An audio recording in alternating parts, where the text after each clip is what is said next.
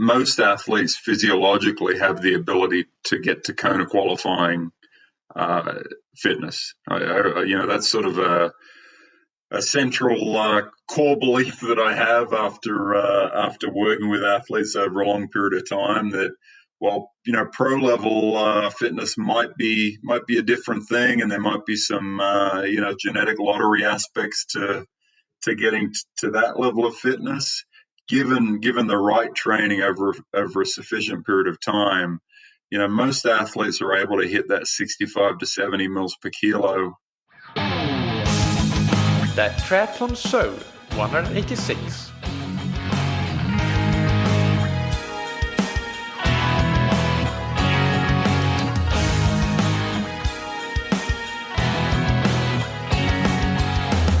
Hey, what's up everybody, and welcome back to another episode of That Triathlon Show, the podcast presented by scientifictriathlon.com. I'm your host Michael, and on today's episode I interview Coach Alan Cozens. Alan was on as a guest previously in episode 79, so more than 100 episodes ago. And in that episode we talked about lactate testing and metabolic testing, how it works, why it's beneficial. We discussed thresholds that you hear us referencing time and time again. So it is a great intro to the physiology behind training and training zones. However, you do not need to listen to that episode before you listen to this episode. I would just carry on with this episode and then go back and listen to episode 79. In today's interview, we discuss VO2 max or aerobic capacity, and also just athletic potential in general. But since VO2 max is such an important determinant of endurance performance, whether it's a very short or a very long endurance event, this means that traditionally, since we have thought that VO2 max changes and improvements are quite limited by genetics, it means that also our endurance performance improvements are relatively limited by genetics. However, Alan has a ton of test data from his athletes that he's coached and athletes that he's tested over the years. He lives in Boulder, Colorado, so he has got a lot of athletes over there, of course, to test. And he has shown that this is not really the case. We can actually improve our VO2 max and our endurance performance a lot more than what the common belief about potential improvements is. So that is very inspiring indeed. Alan says that with the right training, most athletes can get to the level required to qualify for Kona. So fascinating interview coming up. Before that, big thanks to our sponsors. First, we have Precision Hydration that you can find on precisionhydration.com. I recently read a great blog post there by Andy Blow, the founder, and that post was called A Brief History of Hydration Advice for Athletes. It goes into the history of hydration science and coaching advice and best practices. So actually I found it a really interesting perspective to get all that development that has happened over the decades and the last century or so. And it can actually challenge some beliefs that haven't yet died out completely as well. But the quick takeaway, so I'll going to spoil it for you, is that whilst drinking to first is a sensible guiding principle and the basis for how to approach hydration for shorter or low sweat activities, a more proactive and individualized approach is probably what's needed for longer, hotter and higher sweat events, where drinking water to first is unlikely to be sufficient to maintain optimal performance. So that's a bit of a teaser, and I guess the summary of the blog post, go and read it in full on precisionhydration.com. And if you are training for that longer, hotter and higher sweat event, then make sure to take Precision Hydration's free online sweat test to get your individual hydration strategy, and use the promo code ThatTriathlonShow, all one word, all caps, to get your first box or tube for free. And a big thank you to Roka that you can find on roka.com. Roka are the world leaders in wetsuits, tri-suits, triathlon apparel and high-performance eyewear. Their products are used by Olympic gold medalists, Tour de France stage winners, and some of the best triathletes in the world, of course, including Mario Mola, Javier Gomez, Flora Duffy, Katie Zafiris, and so on. In a nutshell, Roka's mission is to redefine the standard when it comes to performance in any niche that they enter the market in. You can check them out on roka.com, that's roka.com, and you can get 20% off your entire order with the promo code TTS, all caps. That's TTS as in That Triathlon Show. All right, so with that, let's get on to the interview with Alan Cozens. Welcome back to That Triathlon Show, Alan Cozens. Thank you, Michael. Thanks for having me back. It's great to have you back, and it's been, I think, a little bit more than 100 episodes since we last talked. So for those listeners that did not listen to that first interview, which we'll of course link to, can you give a brief introduction of who you are and what you do? Yeah, sure. I'm primarily a coach these days. I have a background in exercise physiology, so I spent a good portion of the last decade, or maybe even a couple of decades, testing athletes, and with a focus on endurance athletes and particularly long course triathletes. I'm in Boulder, and I've been here now for the past 15 years or so. So I've had some good access to some really high level triathletes, and I've had the good fortune to test some of the best athletes in the world, and now I'm just primarily involved in telling them what to do, and consulting and coaching, and I've kind of moved more into that domain. Yeah, that's a good overview, and you do write some great articles as well. And one of them is the reason that triggered me to email you right away. Actually, after reading that article, one of my athletes sent me that article, and we'll link to it. It talked about the trainability of VO2 Max or aerobic capacity, and how to train it if it is indeed trainable. So let's dive into that, which is the main topic for today. So, but before that, I guess, can you just explain what VO2 Max is and why it is important? Sure. So VO2 max is the maximal rate of oxygen uptake by the muscles, and it's often expressed relative to body weight. So you'll often hear it as milliliters per kilogram per minute. And it's very important because it's a good general indicator of everything that goes on within the aerobic system. We've got both central aspects to it, where there's a component that's related to how much cardiac output is being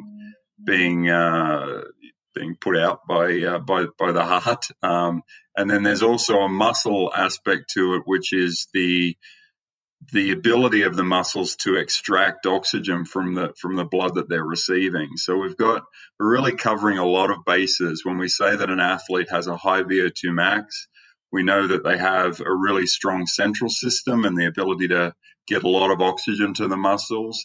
And we also know that they have a really strong ability within the muscles to get oxygen out of the blood that's delivered to them, so that their aerobic power is very high. And for most events, I mean, certainly all of the events that your audience is going to be interested in, they're all very aerobically dominant. I mean, any event beyond a minute in duration is really heavily reliant on energy production from the aerobic system. So when we have a metric that shows you how strong that aerobic system is in a global sense, it's very important for the sort of sports that we deal with.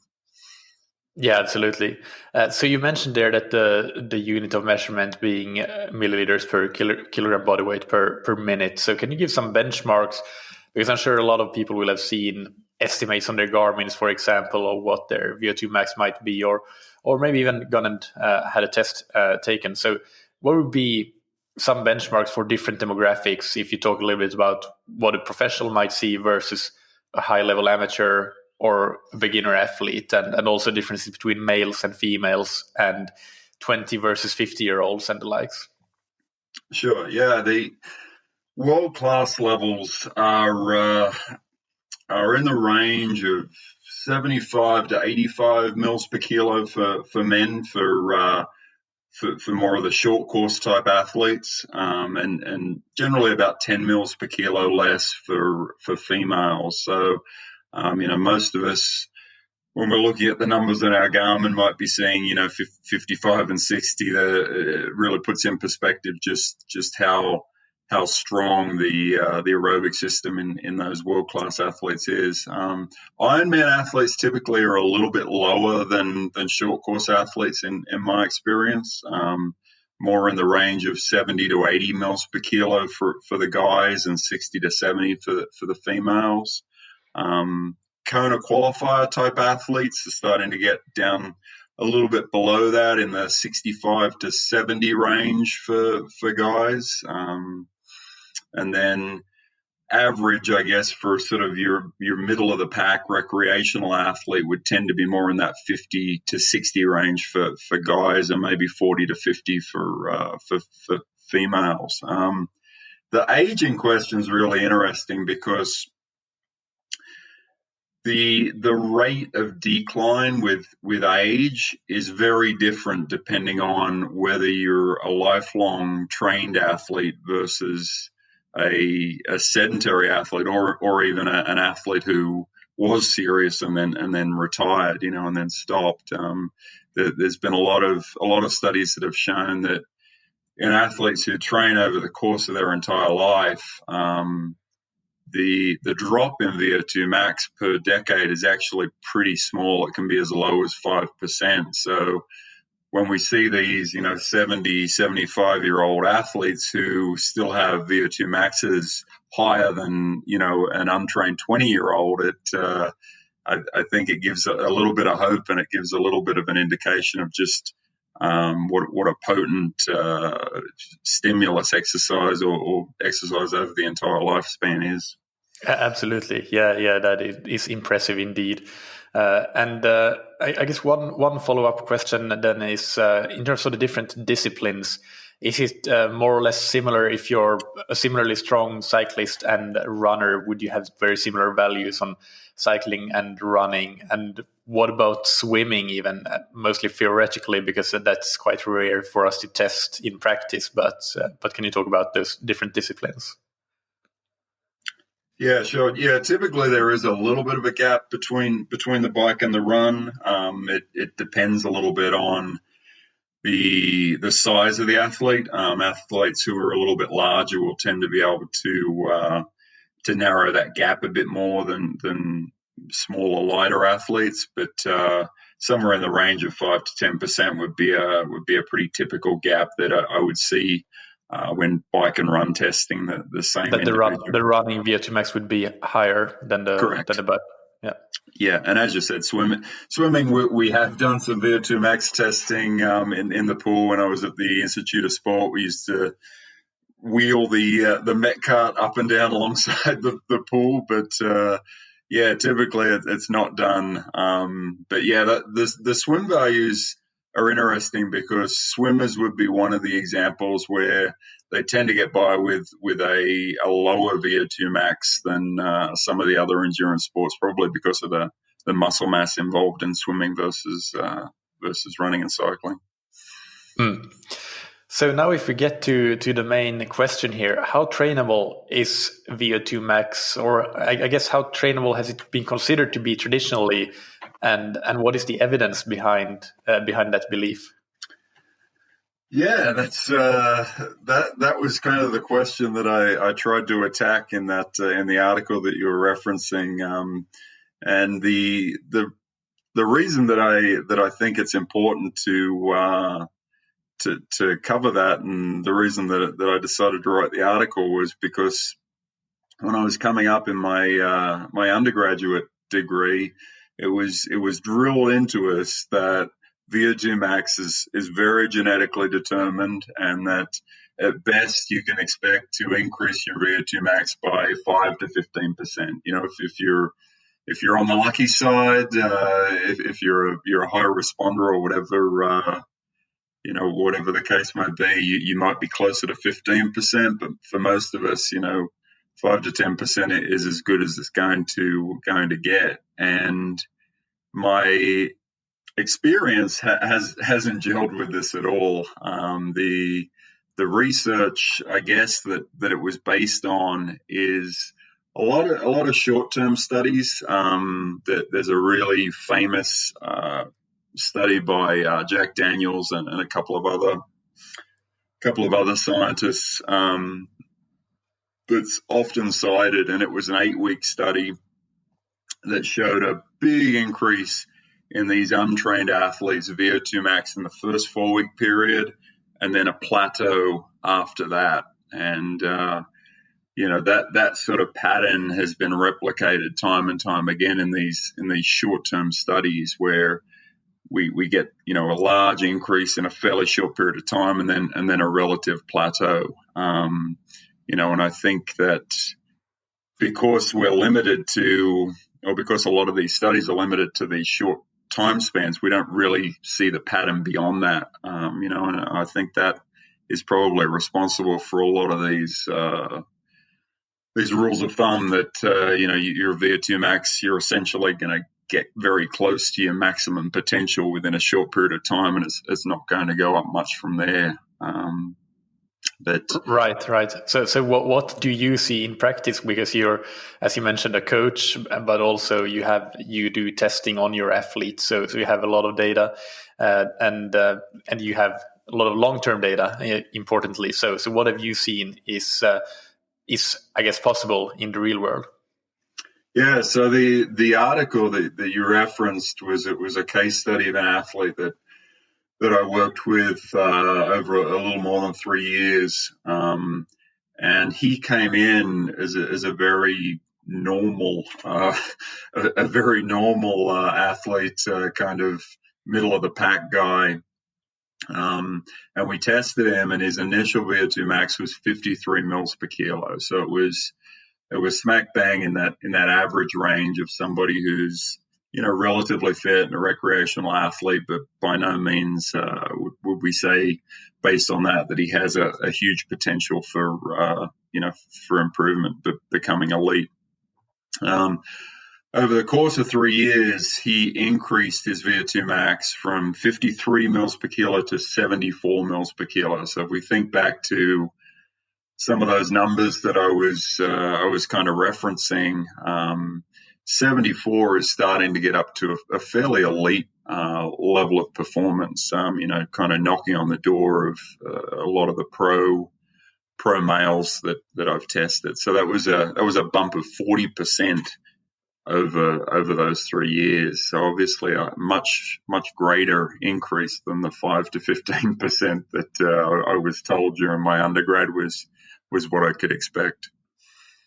Yeah, that is an amazing improvement, and that's another thing I think that gives us all hope. And did you see, so referencing those Jack Daniels studies, for example, where the initial improvement was very large, did you have any such period, or was it more a slow and steady grind in getting that up? And I realized that you probably didn't necessarily test him that frequently that you would be able to tell for sure, but what would your assumption be? Was there a period where he improved that VO2 max a lot, or was it more slow and steady? Yeah, certainly with the test frequency, it was more a case of testing a couple of times per season. So, it's hard to discern exactly what happened per 4 weeks, but I have had other athletes that I've tested a little bit more frequently, just because they were local athletes that I was sort of experimenting on. And yeah, we definitely see that large increase, particularly if we're doing a high intensity cycle within a short period of time.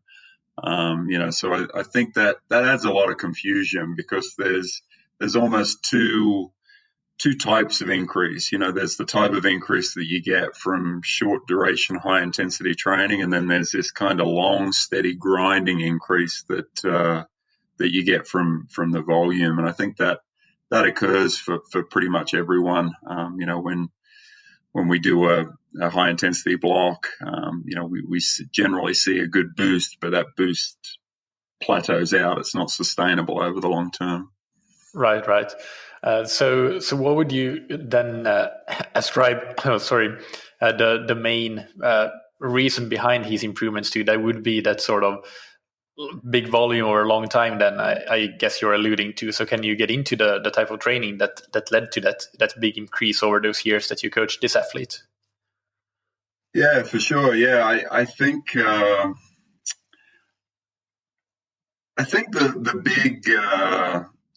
big difference, or the big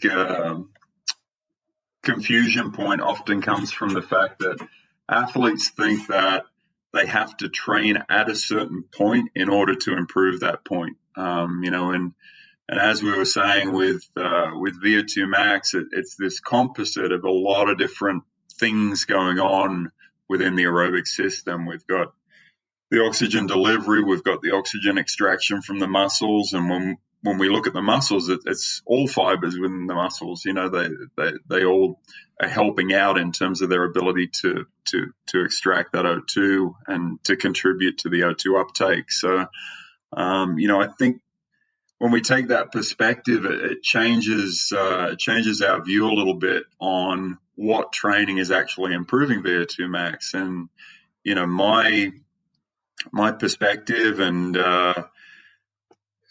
my thought is that the training that we do to increase all of the variables, to increase the economy for the athlete, to increase the thresholds, the right training leads to improvements in each of those to a good degree. So when we're doing a lot of low intensity training, a lot of training around that first aerobic threshold, we're not only improving the aerobic threshold, but we're also improving all points north of that. And, VO2 max is obviously one of those.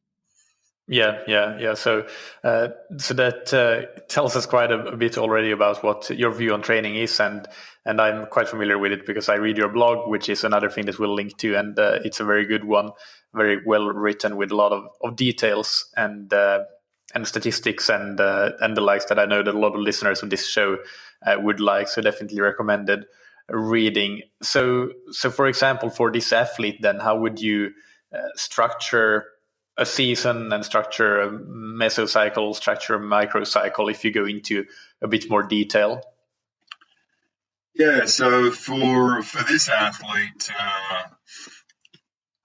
he one of the other things that we tested him initially for was his fat burning and his metabolic strength, and that was not a strength when we first tested this athlete, and and that's something that I place a lot of importance on. So we spent a lot of the initial period of time over those, the first couple of years, really focusing on increasing the metabolic strength, increasing the fat burning of this athlete, because his goals were long course triathlon and Ironman specifically. So we were doing a lot of training in and around that aerobic threshold, and I guess it was interesting to me to see just how much training that wasn't necessarily designed to increase this athlete's VO2 max did so just vicariously through through kind of carryover effects from all of the low intensity work we were doing. So for this athlete in the beginning, we were doing probably 8 out of 10 sessions a week were right at the aerobic threshold. We did a couple of kind of, speed maintenance sessions, but for the most part, it was stuck in and around that point, within a fairly narrow heart rate range. And that continued for a long period of time. We didn't change. Are we talking many months here? And yeah.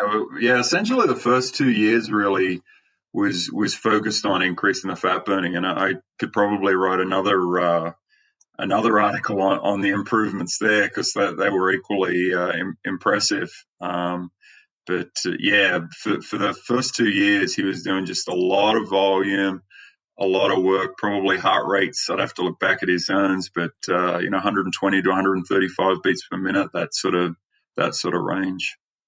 Yeah, that's the kind of training that I love to do. I don't think hard training. I think it's enjoyable. I mean, you hear the high intensity training advocates saying how boring it is to do to do that sort of training. But I think, I don't get that perspective. I think it's quite enjoyable. Yeah. All right. So that's quite interesting, actually. That it's such a long period, and it goes to show how important patience is in endurance sports. It really is a game of patience, quite a lot of time for most athletes. And another point there that I guess that is important to make is that one of the consequences of constantly going too hard and constantly training above that aerobic threshold is, I guess, what you saw with this athlete, that they have no ability to burn fat for fuel. So that's one of the negatives if you are an athlete that probably goes a bit too hard in every single workout. So is that something that you see a lot in the testing as well that you do?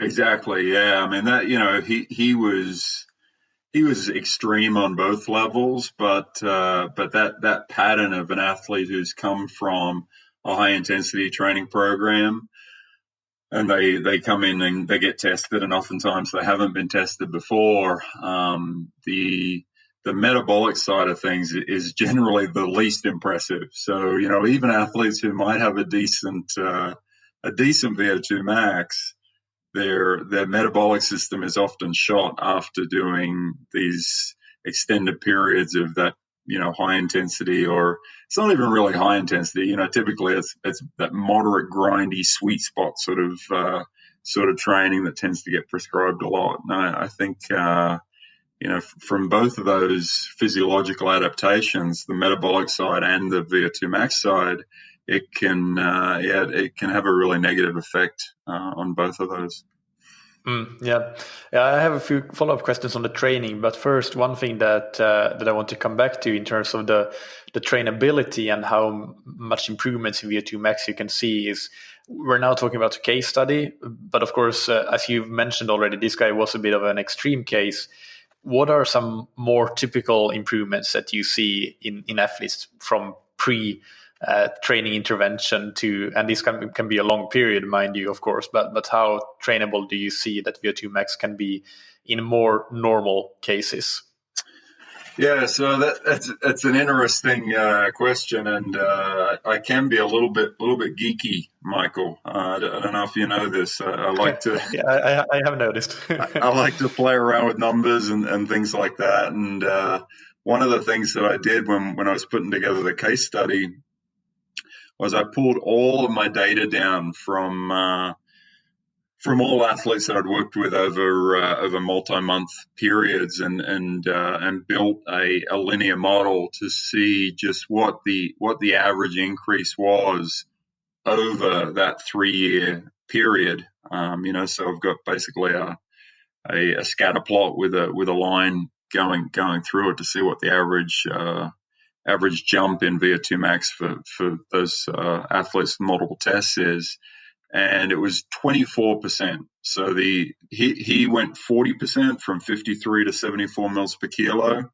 So my average of all of the athletes from their worst test to their best test over that period of time was 24%, which, again, is significantly greater than that 5 to 15% lifetime improvement that's often quoted. So it gives you a little bit of perspective. And again, a lot of these athletes, when they come to me, they're not in the same shape as the case study guy was. They're either typically they're already fairly good. So if you're coming in at a VO2 max of 60 or 65, to get 40% on that might be a little bit unrealistic.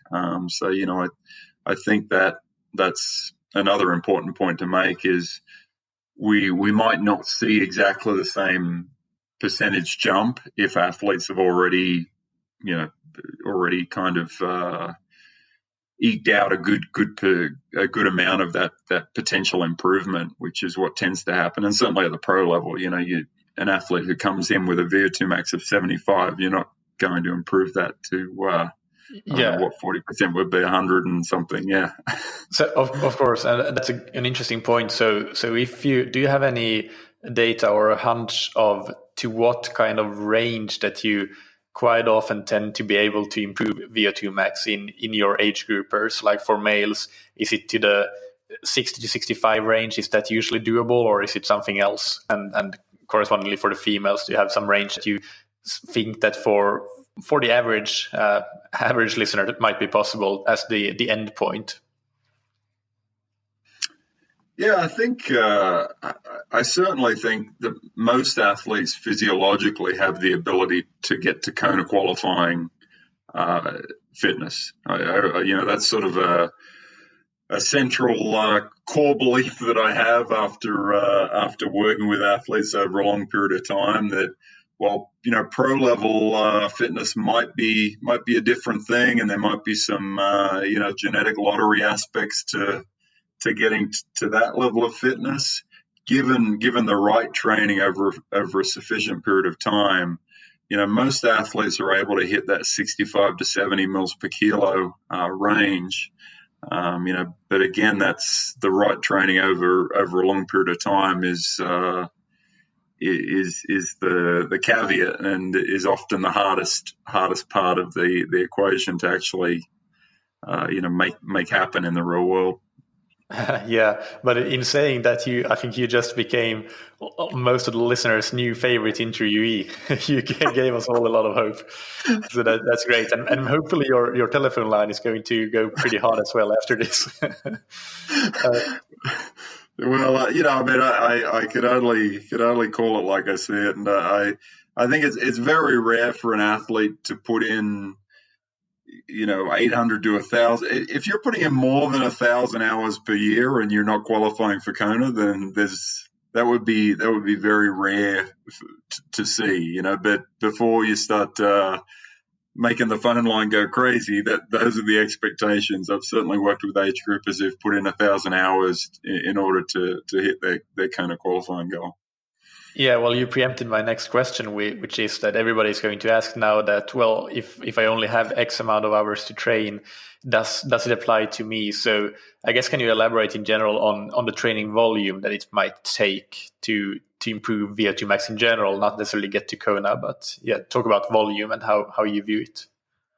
Yeah, I think there's a paradigm at the moment, and it's probably largely born out of the TSS obsession that more load equals more performance. More TSS equals better performance. And I think it's really important to kind of tear that apart a little bit, and and let people know that it's not the load that's going to lead to performance. If you only have X amount of hours to train, the goal shouldn't be to crank up the intensity to get more TSS. It's the right balance of different training and different energy systems that's ultimately going to lead to the best performance. And I think that for a lot of athletes, they get in that mindset of, if I can't do volume, I'm going to do intensity. And it's not an either or proposition. There's the right intensities that are going to each add a certain element to your physiology, and then there's the volume that you can do within the context of your greater life that's going to ultimately determine what level you get to. Yeah, absolutely. And I'll see if I can dig up a couple of Q&A episodes that I've done, because I've attacked this TSS obsession, and I've used those exact words, I believe, a couple of times. So I'm totally with you on that. And it's quite common to see that people think that, a 45-minute recovery ride is not worth anything because you only get 19 TSS from it. Why would you do it? It's not going to percentage-wise add anything to your week. But right, I know you had Stephen Seiler on the show a few episodes back. I listened to that one with great interest, and there was a really good study of his that spoke to this, that looked at essentially recreational level athletes. They were training 8 hours a week or something around that volume, and the amount of zone 2 time for the high intensity group I think it went up to like 40% of the total volume versus the low intensity group only did a very small amount in the Sila Zone 2.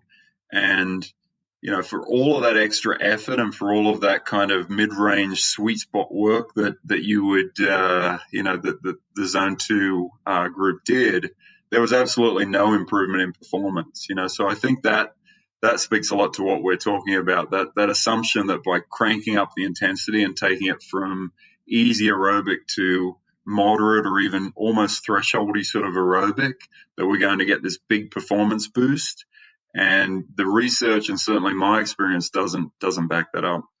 Yeah, and I think you hit the nail on the head when you said that we're trying to hit different energy systems, and we're really looking for biological adaptations and biological stimuli to then get some biological adaptations. So it's not the stress itself that's the cause. It's what kind of stimulus we're imposing on what system, and that's where it becomes important that we have that low intensity training, and that it is actually a true low intensity training and not something in that gray zone.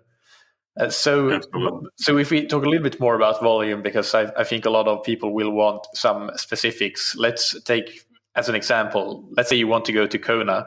What do you see is quite typical for your Kona athletes in terms of, for example, yearly or monthly training hours?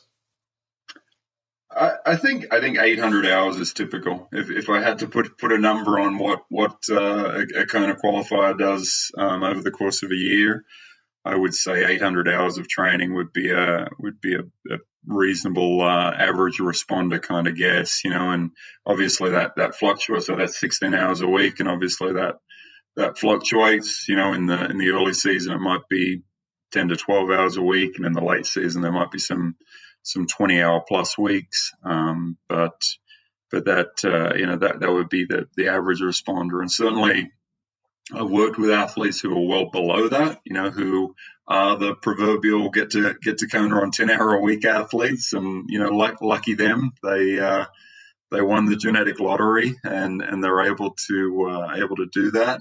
And then I've certainly worked with the other side of the equation as well, athletes who've had to put in more than 1,000 hours in a year in order to get to that level of performance. So I think there is a wide range in training response there, but yeah, certainly ballparking it. There's a strong correlation between the total hours trained and the performance level, whether that's VO2 max or whether it's your Ironman time. Yeah, I think it's nice and maybe deliberate by you that you answer in yearly hours, because it would be quite easy to say, well, 16 hours per week, and but then the problem with that is that you might have athletes that go and do 16 hours for 2 weeks and think they're on the track to Kona, but then that tapers off and inconsistency comes in. And when at the end of the year you look at your training data, you actually only did 500 hours and not the 800 hours that was required. So really, it's that focus on the long-term big picture that is required if you really want to achieve a goal like that.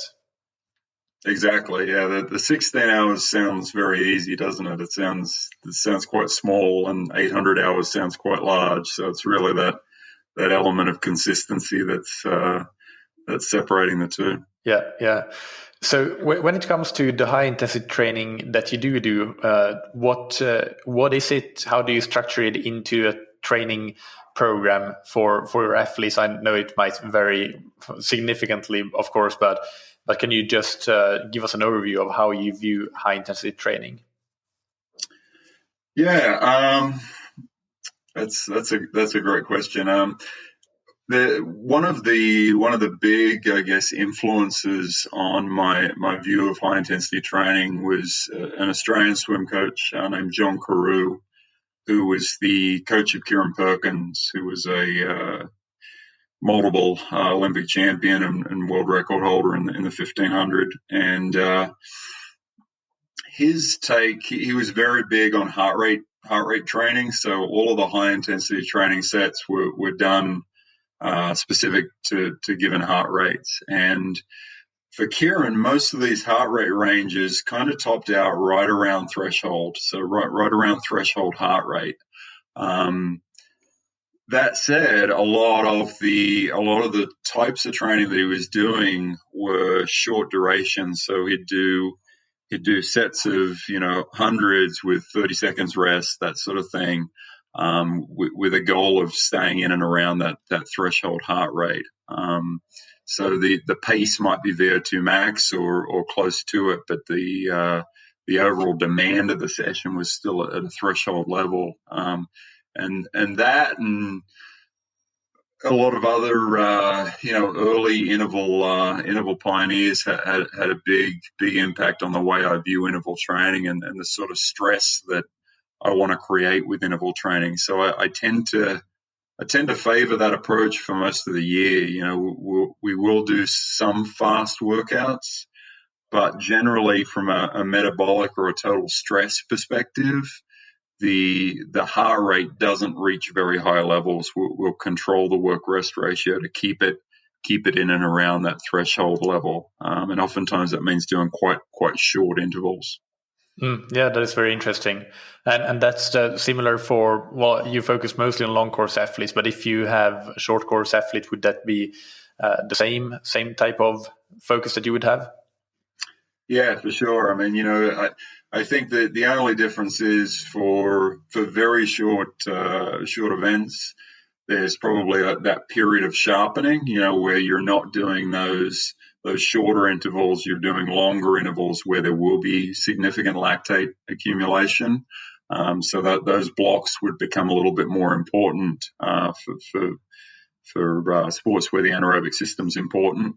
But for us, I think for the most part, those sort of intervals, they don't create a lot of stress. There's something you can maintain week after week, and they do enough to preserve the top end, which is important for the long-term development of the athlete. We want to stay in touch with those fibers, and we want to make sure we're not losing that over time. Yeah, I guess just thinking about it and speculating on my part, not being as well versed in this as you, but I guess those types of workouts, they will keep the lactate level, just like they keep the heart rate levels low, they will keep the lactate levels fairly low and in check, but you will still have that stimulus of the neuromuscular system because you are moving fairly quickly and activating a lot of muscle fiber. So you get quite a lot of good things without as much of the bad if you look at it that way, I guess. Yeah, exactly. Yeah, we've certainly done some lactate measurement during those sorts of sessions, and it's typically a sort of 4 millimole session. So it's very much a threshold session, both in lactate and the heart rate, as you said, and it's not. There's not a lot of acidosis, not a lot of kind of central demand too. It doesn't tire the athlete out like a session of 10 1000s or something on the track would tire the athlete out. So I think it's a great high value with relatively low risk type of way to approach speed work. Yeah, definitely sounds like it. And what's your view? Do you use things like the long grinding sweet spot tempo workouts much at all that you talked about before at any point of the training cycle, or is that something that you generally avoid? Yeah, I think that probably represents the other category of high intensity training, or what I would call high intensity training. For many folks, it's just their daily training, not low intensity. but yeah, so those would be the two sessions, the two higher intensity sessions of the week: a speed session, and then something that's in that moderate range, where it's often big gear. It's often at a higher resistance, and I'll manipulate those a little bit depending on the athlete. So if we get an athlete where we're trying to significantly improve their specific endurance, we might pay a little bit more attention to those moderate sessions, those sweet spot sessions, versus the speed sessions, and vice versa. If we get an athlete who is very good at grinding it out, but maybe has a little bit of a hard time accessing that top end, we'll cut back on the sweet spot for lack of a better word, sessions and increase the emphasis on those speed workouts. Yeah, that makes sense.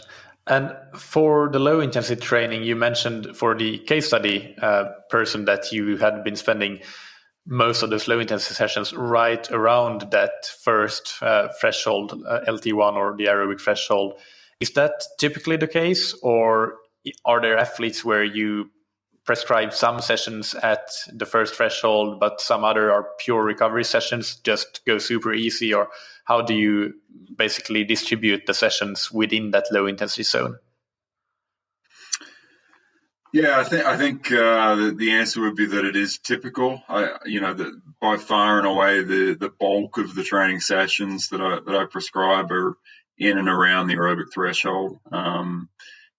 Plus or minus sort of 5 to 10 beats on either side. That said, I think that recovery sessions serve an important point in getting response from the training. I don't see recovery work as training in itself. I see it as almost sharpening the saw in a Stephen Covey sort of way of looking at it. That by doing the recovery work, when we do the serious training, and by serious training, I'm including the low intensity aerobic threshold training sessions, we get more bang for the buck from that work. So I definitely think both are important. Okay. And for the training execution, you mentioned they're using heart rate a lot. Is that always the primary metric? And is there a place for using power, pace, RP, or a combination of them in certain types of sessions? Yeah, the way I typically approach it is for the first part of the season, the early season, it will all be heart rate based. And then over time, as we progress towards the A race of the season, we'll start doing more power and pace work, generally kind of revolving around the goal pace of the A race. So, in the beginning, that might be sweet spot sessions for an Ironman athlete because we're expecting their fitness to increase over those months, but the power would still be in and around that date pace or goal pace for the athlete. Right. Yeah. And in terms of training zones, then do you use them, or do you always prescribe specific heart rate ranges or power ranges? How do you work with that? And can you talk about the reference points as well you have for your zones? Is it always the first and second thresholds, or anything else that you might be using there as reference points? Yeah, I'm a big fan and maybe a little dictatorial in insisting that athletes get regular testing done. So, the zones that we get out of the testing, whether it's lactate or metabolic, is those term points are absolutely essential in my mind to setting good training zones. So. We'll be doing multiple times per year, getting the athlete into the lab or getting the athlete with lactate data to kind of check in on where those critical points on the curve are. And certainly the most important one that I'm interested in is to see where that aerobic threshold is on the curve, because, as I said, a lot of the sessions are going to be in and around that point. So I want to see how that's shifting over time, and the zones that we use will be very much centered around where that point is on the lactate curve. The second threshold as well is obviously important, because we want to be able to prescribe the right intensity for some of that sustained aerobic work, and I don't want to be telling athletes that it's a threshold workout when it's really a kind of high intensity, 8 millimole workout just by mistake, sort of thing. So I think knowing both of those points is really important. And do you do the lactate testing for swimming as well? Because it's doable, of course, but it's definitely more unusual for athletes to go through that testing on swimming. So is that something that you also do? Or if not, how do you work with swimming? Yeah, with swimming, certainly it's more challenging. For athletes that I have physical access to, we would definitely do the lactate testing for that. I mean, it's it's not terribly challenging. You just keep the earlobe under the cap and then spike it every couple of hundred sort of thing. Do a 7x200 test and get the data that way. But yeah, certainly for athletes who are working remotely, it's a little bit tougher to get that dialed in. So we have to approximate things a little bit more and use more traditional percentage of zones. But again, if we at least if I have a fair idea of what the athlete's curve looks like, you get a sense of what type of athlete it is, and you're generally able to dial in the percentages a little bit better and a little bit less generically than what you would if you didn't have a lactate curve in the bike and run. Yeah, that makes sense. And on the swim, I guess, what types of that, because that's, I feel, where a lot of athletes can go the most wrong, because it's quite often very challenging to, like, you have a lot of athletes that might not even think that they have more than one single gear when it comes to swimming, and that's probably that gray zone gear. So how do you work with that and work in that aerobic threshold work and then potentially some high intensity work, but making sure that you get that large volume at a low intensity that you've been talking about when it comes to swimming, because this is something that would be quite even more counterintuitive to the way that most athletes are used to training, I think, when it comes to swimming. Yeah, absolutely. I couldn't agree more. I think for a lot of athletes, they're always training at anaerobic threshold or very close to it on the swim, whether they intend to or not. Just through a lack of technical ability. So addressing both of those sides of the equation, I think, is really important in the pool.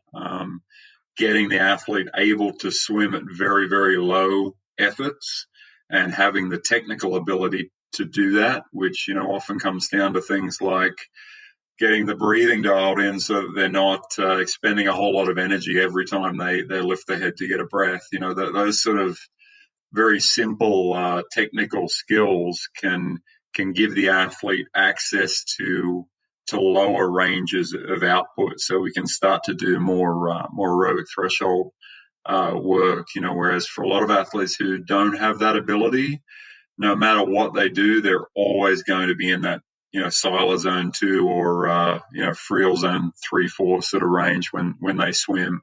And I think it's really important to widen that range as much as possible. Yeah, I guess you can use some swim toys. You can use a pull buoy or fins to help with that. But also, of course, you want to work on that technical ability at the same time, so that you can then choose whether you use tools or not, depending on what your ultimate goals are with that type of training session.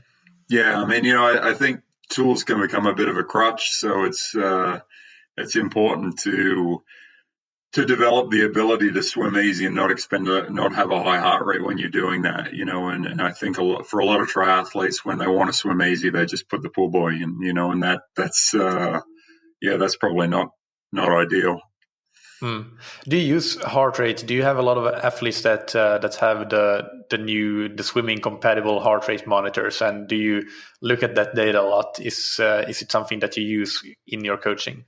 Yeah, for sure. I mean, we do a heart rate test every block with the athletes that I work with in the pool. So, I definitely want to know what pace they're at for their low intensity heart rate and for their close to threshold heart rate, so I can get a bit of a sense of how those things relate. Because again, that tells me a lot about the type of swimmer that they are. Whether they're technically proficient at those low intensities, or whether they're more a one gear swimmer. So I think that's a really important metric to have to see just how much physiological cost it's taking them to swim at a slow speed.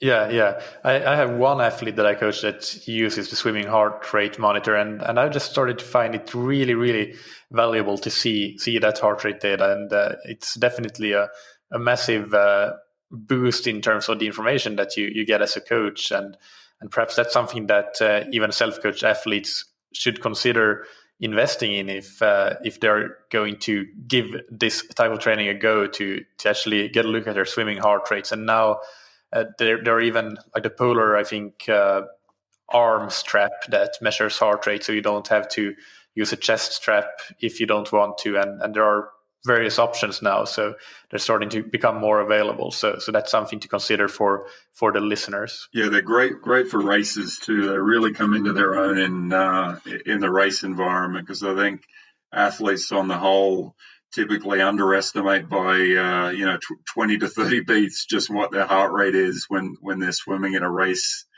situation. So I think that's a really interesting thing for people to look at after after they've done an Ironman or a half Ironman, just how high the heart rate was in the water. Yeah.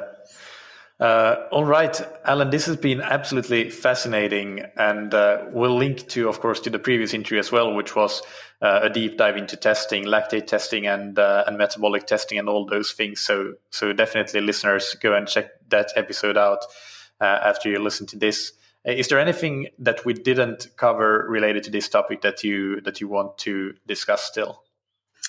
No, I mean, I think it probably goes along with what we were talking about in the last topic, and that is in the last talk that we did, and that is the importance of getting into the lab and getting this data. I think that there's a lot of talk at the moment about ways we can approximate these lab measures and things like that, but nothing beats actually getting into the lab, seeing what metrics you're currently at, doing training, changing things, and then going back into the lab and seeing where you're at again. So the case study hopefully will convince and will prompt people into wanting to know what their current value is, and experimenting themselves and trying some of the techniques that we're talking about to see if they can elicit similar gains. Yeah, I couldn't agree more. Definitely super important to actually get into the lab and get real numbers.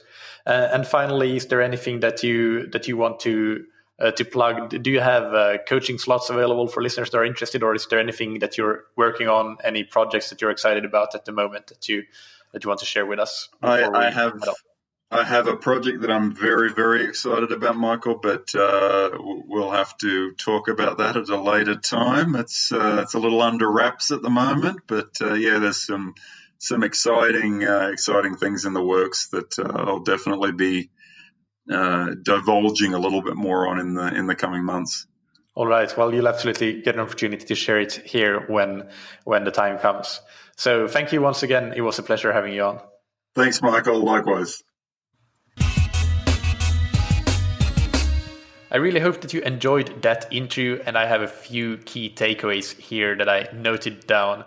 The first one is patience, how important it is to be patient, to stick to the plan, and to follow through on the plan with great discipline, not stray from it and start to go harder when you're not meant to go hard, etc.